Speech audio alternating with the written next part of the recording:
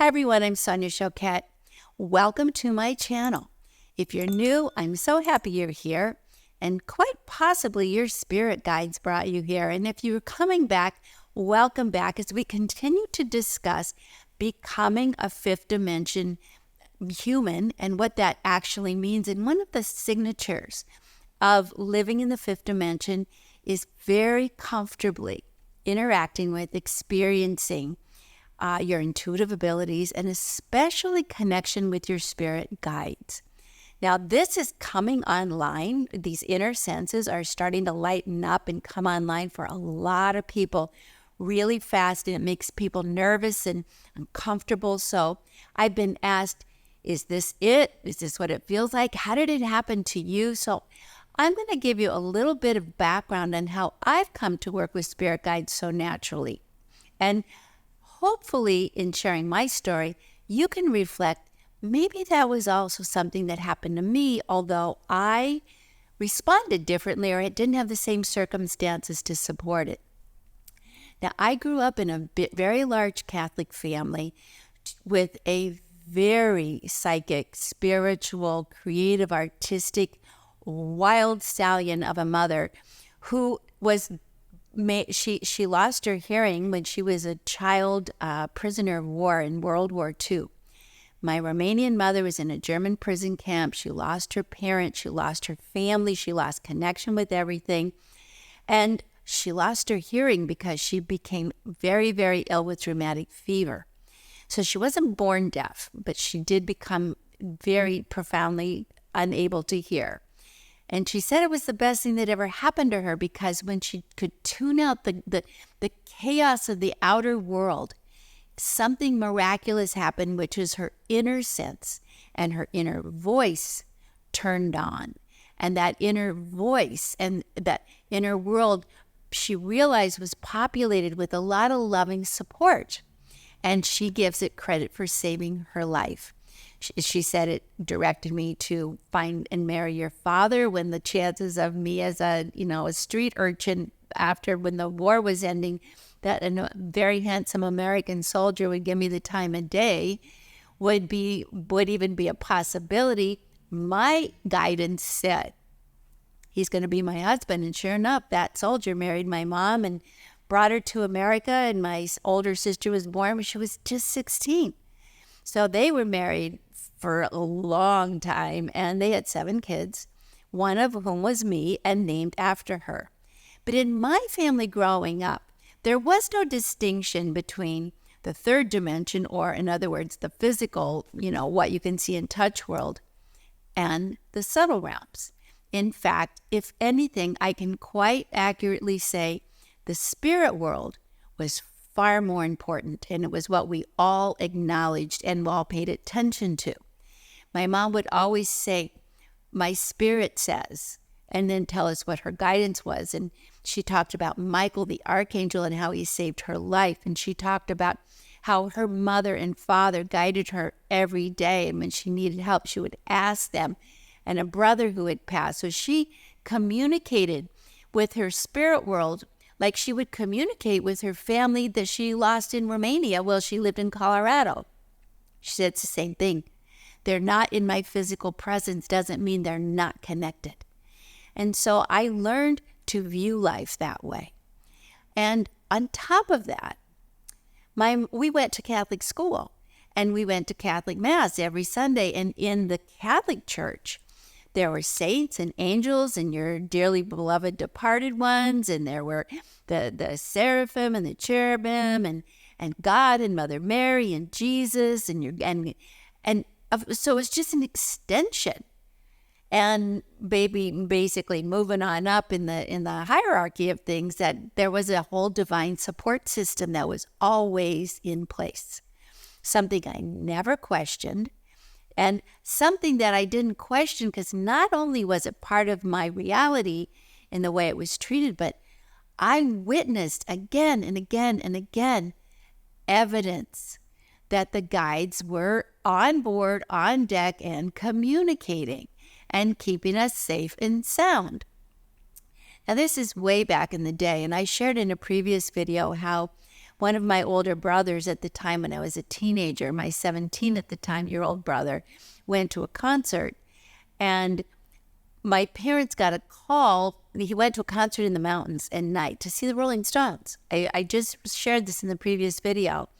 And there was a car accident on the road coming back, and the state police called and said that my brother was killed in this accident. Now, my dad took the call, and when he told my mom, she got real quiet and said, "It's not him." And my dad thought maybe she was in denial because of the shock, and he said, "Sit down." And he said, "Actually, it was him." And she said, "It's not him." And he said, "Well, we have to get dressed and go." And she said, "We don't have to get dressed. It's not him." So now my dad doesn't know what to do. And I did just share the story, but she kept saying, my guides say it's not him. And it wasn't him. He, as I explained previously, he was the one right behind the accident. He got out to help the guy, put his coat on with his wallet in the jacket. So they found that and made the assumption. So there was one. And then there was another time when I was quite young, when I was sitting with my friends. We would walk home from school. It was maybe a 20-minute walk. It wasn't too far. And one day I was chatting with my mom and my two girlfriends. And in the middle of this sentence, my mom stopped and she said, "Your brother's been in an accident. Guides just told me he's okay, but he's been in an accident." And within minutes, the phone rang. And it was my brother at St. Anthony's Hospital, which was just 4 blocks away. He said, "Mom, I was in the car with my friend's mom driving us home, and she slammed on the brakes, and I went through the windshield." And mercifully, he really did only sustain superficial head injuries. And he survived. It was just bloody, but it wasn't the worst. And she said, "My guide says he's okay." So it was bam, bam. So that was just the way I lived. That was just part of life. And if we needed something, ever, of course, you have a family of 7 kids, it's chaos, and where's my book, and where's my bag, and where's my this, and where's my that? And she would say, "Stop and ask St. Anthony." Now, if you're Catholic, you get that. But St. Anthony was a full-on participant in our house, finding our stuff all the time. We perceived him to be a guide, and a very helpful one at that. Also, St. Michael for protection. And I remember one time we were driving back from the mountains, and my mom, we would go every Sunday with 7 kids plus a friend or 2 in the car up to the mountains for a picnic.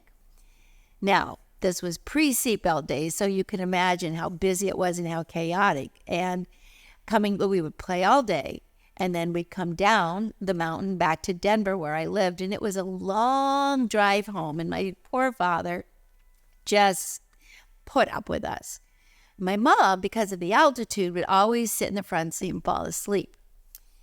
Well, and then there was usually 2 kids in between. So there was always 4 in the front at least. So I'm sitting next to my mom. My younger sister's next to me. My dad's driving, and my mom sits up and says, "Paul," my dad's name, "please take the next exit and take the long way home." And he looked at her like, "Are you nuts?" And she said, "Just humor me, because my guides say we need to get off and take the long way home." And my dad, knowing my mom, knew there was no point arguing, so he did, but he wasn't happy about it. It's like, "Are you kidding? I got 8 kids, 9 kids back here, and you're no help. You're sound asleep, and it's chaos." Well, we did get home much later, probably a good hour later than we would have normally. And he told us all to scram, but he liked to watch the news. Go in the living room, sit at the end of the couch, and turn on the news. And I liked to go and sit with him and be quiet. Wasn't allowed to talk because he needed space. But at the top of the story of the news was that a semi-truck 3 or 4 exits ahead of us had lost its brakes going down because the incline was too steep. That happened occasionally in the mountains.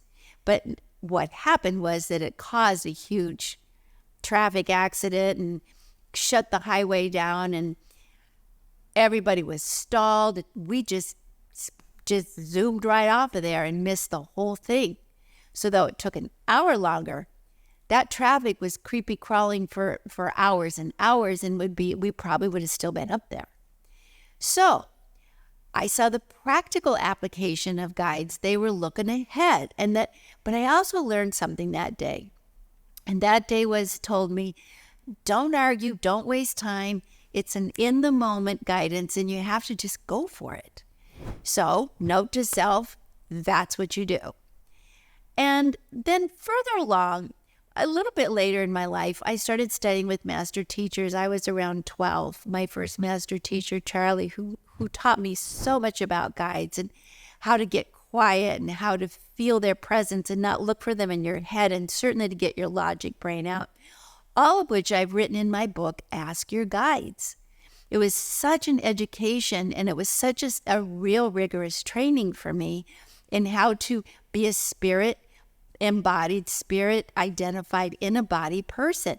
He taught me to be fifth dimensional when I was 12. And we already had that home atmosphere for that. So in retrospect, I picked the right family to land in because it was my destiny. Working with guides was something that I did every day, and it was inconceivable to do anything without asking for help. I asked the guides, as did my family members, as did my mother. Find me the keys, find me the parking space, help us find the house we're looking for, help us meet the right person, help us, whatever prayer we had, we would pray for people all the time, help this one not be, recover their illness, help that. So there was a constant conversation with positive results going on in terms of how I grew up. And even if other people thought it was a bit weird, I never really gave it much thought because I had a whole family and a school that pretty much advocated that we have divine help, called it our divine support system. And so if someone didn't believe in guides or didn't accept it, I felt sorry for them. It's like, how could you possibly get through life without your inner senses turned on and your connection to the divine support system? Life is too crazy and too unpredictable. So rather than feeling like I had to go covert, I went the other way. I went on a mission. I was going to start teaching people because I wanted to help them have a better life experience. My first class, I was 15 years old. And this is my formal class because I had already been teaching friends and doing intuitive readings for people, my mom's friends, neighbors. But I had a formal class at 15. I even remember who attended. It was somebody I had been doing intuitive guidance work with, and her brother, who was a truck driver who came and went in and out of Denver, and his local mistress. And I didn't even know what the mistress was. She said, she's his mistress. And I thought, well, okay, it's a different way of saying Mrs. I didn't know, and I didn't care. But they came every week, and I basically taught them what I had been taught by my teachers. I had another master teacher, Dr. Tully, Trenton Tully, who taught me all about spiritual law. So I began to understand how this whole system of being a fifth dimension person worked, that we were all vibrational beings, that we've come here to learn in our lifetimes, that we have divine support, that we pick our parents, we pick our path, but we lose consciousness of all of that when we are born. And then we spend the rest of our life trying to remember, recall, and reclaim our power. Trying to do this without guides made no sense, because if you're not listening to your spirit, which is your primary guide, your higher self, and the spirit support system, you're listening to your ego. And if you're listening to your ego, well, my teachers always laughingly called that your barking dog in a bad neighborhood, that nothing good's going to happen over here in your ego, because your ego's afraid, defensive, and it's aggressive and territorial, and it separates you, so you don't know how things are connected. So the alternative to living a guided life was to live an ego-driven life. And my observations ever since I was a kid is people who lived an exclusively ego-driven life were pretty unhappy, scared, angry, lonely, unsuccessful, made mistakes, made the same mistake over and over. And so it made absolutely no sense to me to only listen to your outer senses and your ego when your inner heart sense and your inner senses and your guides could give you such better direction. When I was in college, I decided, when I was in college, I got this huge wave of guidance that said you have to move to France. And, my mother was Romanian. You'd think I'd want to go there.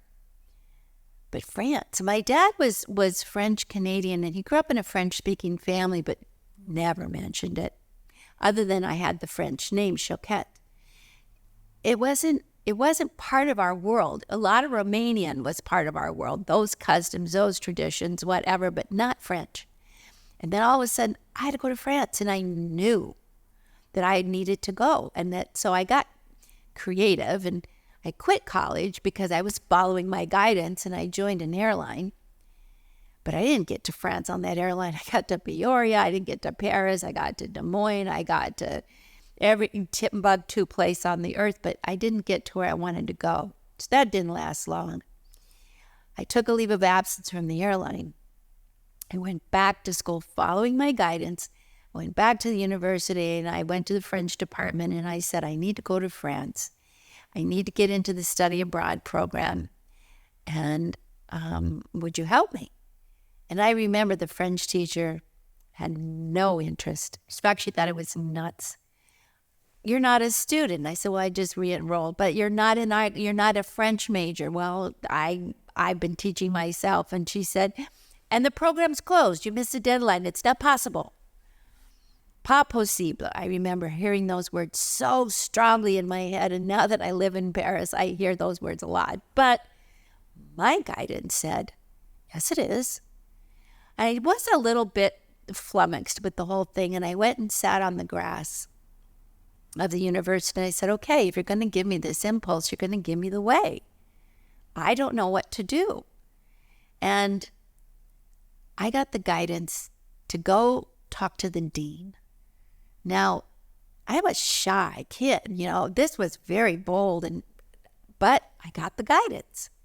And I knew by living my life as I had in the examples that I observed, you got to go. You can't argue. You don't get in your head about it. You got the guidance. You got the answer. So I summoned my courage. I went to the dean, and I asked the secretary if I could see the dean. And she looked at me as like the French teacher, the head of the French department. She's like, no, you can't just walk in here and see the dean. That's not how it works around here. It was her own version of pas possible. And I was like, and I tried to tell her that I understand I wasn't being disrespectful, but this was not an ordinary experience. I was guided to do this because it was a soul thing. Now, mind you, I'm like 19, 20. Just as I said, it's a soul thing. Man walks in behind me, and it's the dean, and he hears this. It's a soul thing. And he said, that's interesting. What's a soul thing? And I turned around, not knowing he was the dean. I said, I'm here to see the dean. I was guided here because my soul needs to go to France, and I am here to ask if he'll help me. It's really important. And he said, well, I am the dean, so this is an interesting story. Come into my office. And so I just swooped around the secretary, who wasn't the least bit happy that this just happened, but I wasn't surprised because it was guidance.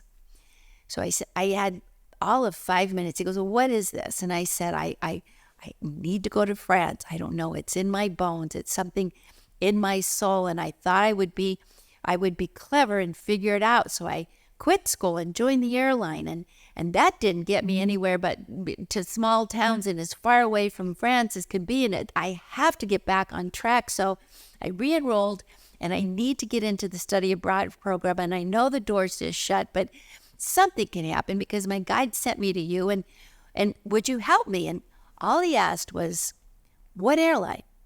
That's it. He didn't ask me about the soul thing or what French I knew or nothing.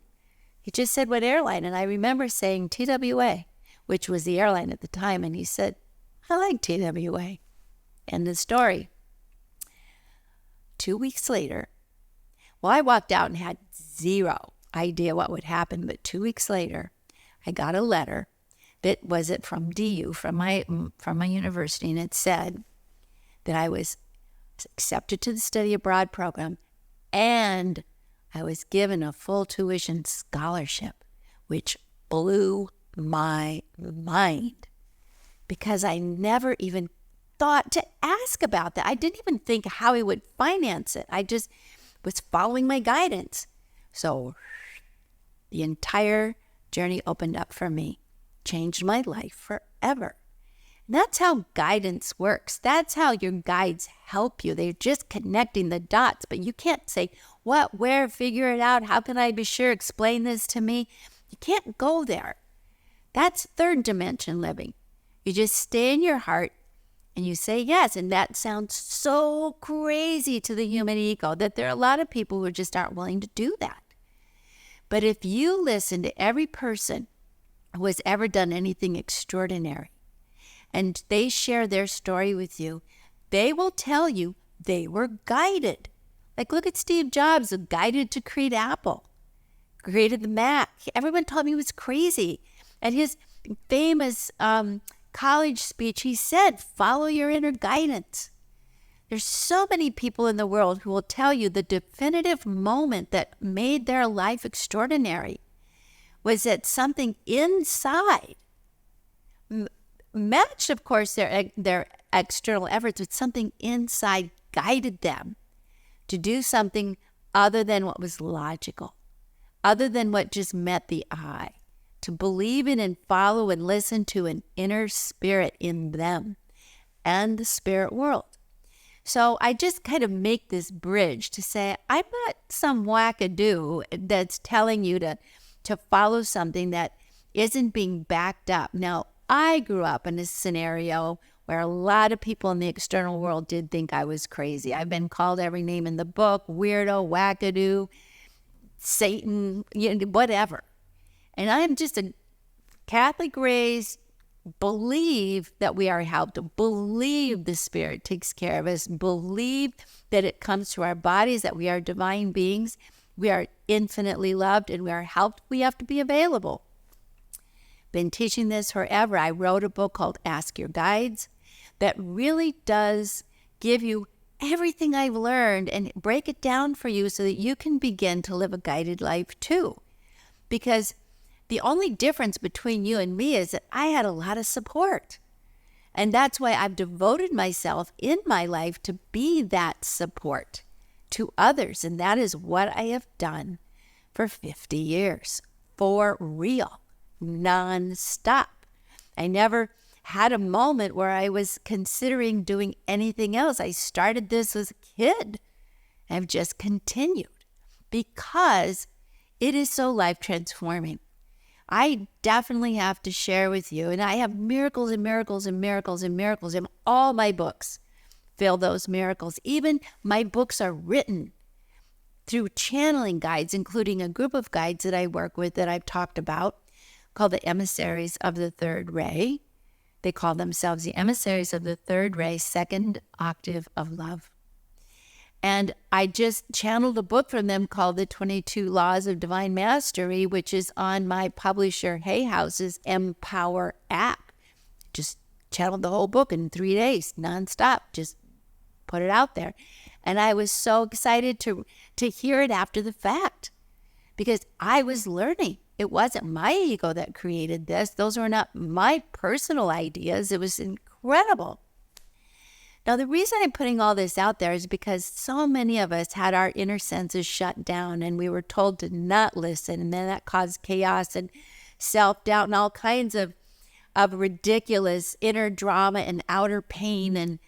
And the truth is, we just can't really hope to get by in a peaceful and loving life without some connection to the divine realm. Now, for some, that is satisfied, and that can be satisfied in a lot of ways, and it is.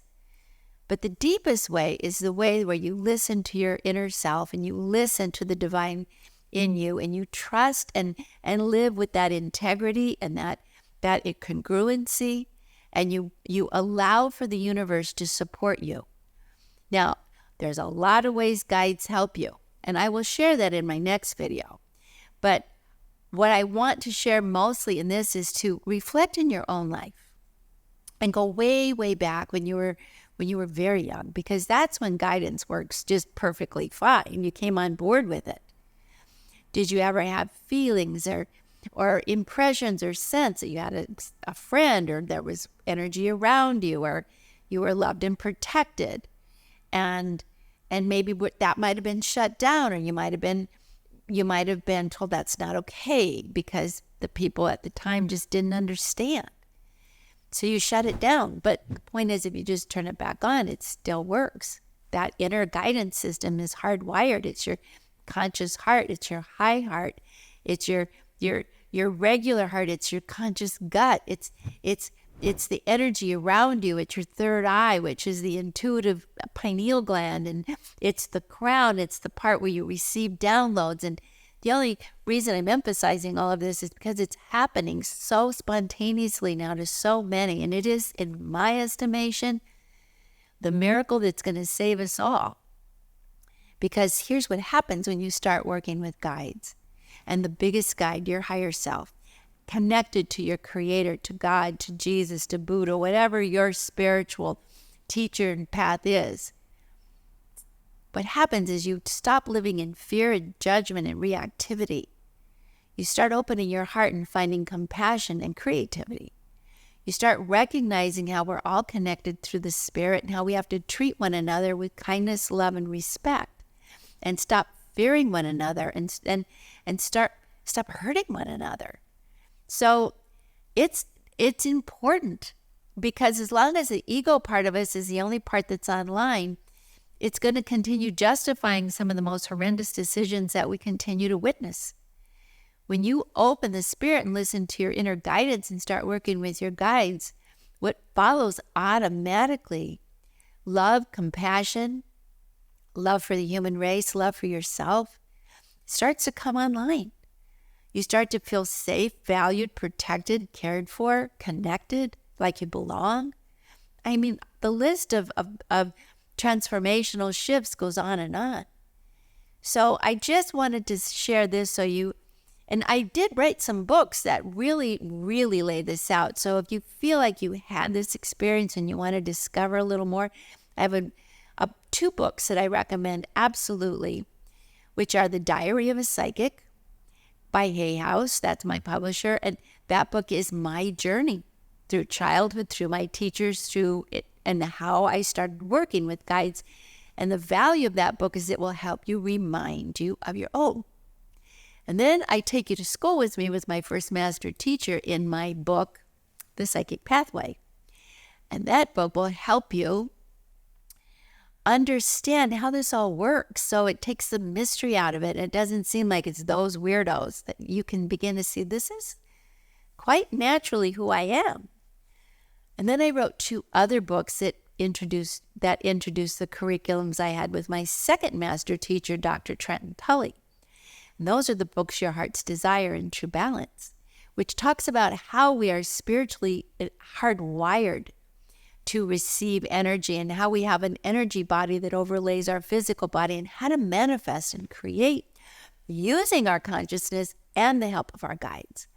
So those are the core curriculums. And then I sort of wrote other books to develop them as I develop them and take them deeper. So what I want you to think about now is, do you have guided experiences that were not affirmed, or that you didn't quite understand, or that scared you?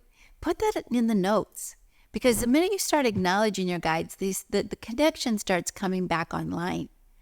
And if you want to study and understand more the real dynamics of how it works, my book, Ask Your Guides, whether it's an audio or it's a book you read, or both, really helps you understand and recognize the way guidance shows up, because it's not one size fits all. There's nature spirits, and there's guides that come through other people and send you messages, and there's divine connection where you just moved into right place at right time, and there's books you're guided to, podcasts you're guided to, classrooms like me guided to, people.